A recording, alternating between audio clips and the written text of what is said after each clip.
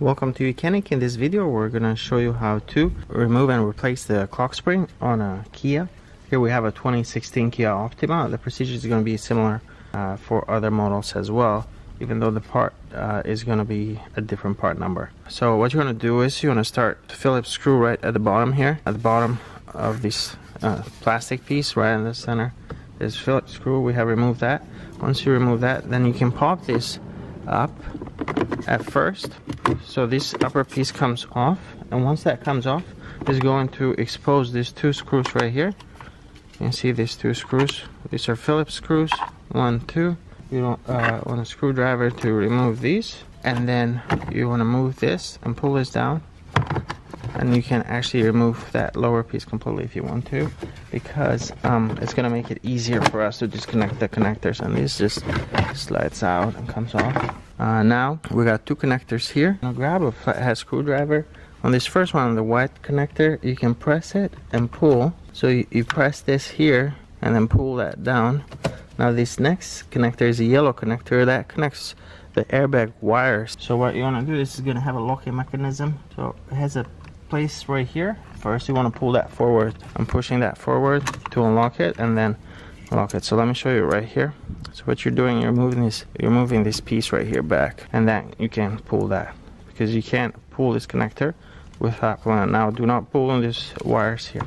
Once that's done, this clock spring has this clip right here, has one at the top, has one on this side, but you basically just pull this off. You can help by pulling this down, pulling this one up a little bit, so on this one. That's it. Now to reinstall the clock spring, you'll take another clock spring. Now the clock springs, it's not that they need to be coated. Technically a used one will work. The only problem when using a used one is that right now we have this car parked, the wheels are pointing straight. When the used one was removed from the other vehicle, usually a crash or car that was in an accident, the wheels might have been turned. So what that means is that this clock spring might have been turned, and so the clock spring has 2.5, can rotate 2.5 to the right and 2.5 to the left. Right here is, this one is on center. If that was removed from the other car, it might have been already one rotation to the right. You come and put that back in here, and what's going to happen is that as soon as you start to drive, within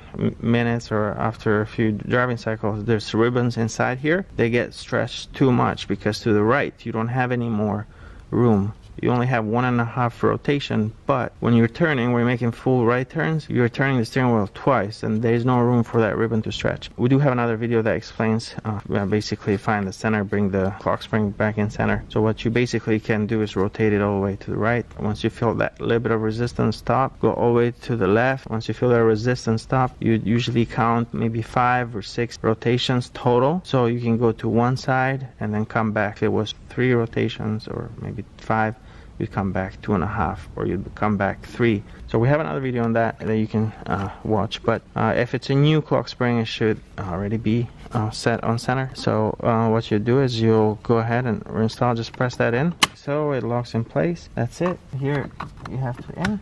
Make sure that clicks, it locks. Otherwise you're going to end up with the airbag light on. You're not going to have to be making connections to the steering wheel airbag. That locked as well. We take these pieces, going to pull this lever here down, take this lower trim, line that up all the way up there to these 2 screws here. You're going to put these screws in, then you basically line this upper trim, line that up, and then you just press it together. Then go ahead and put the screw in the bottom, and then you go and reinstall the steering wheel.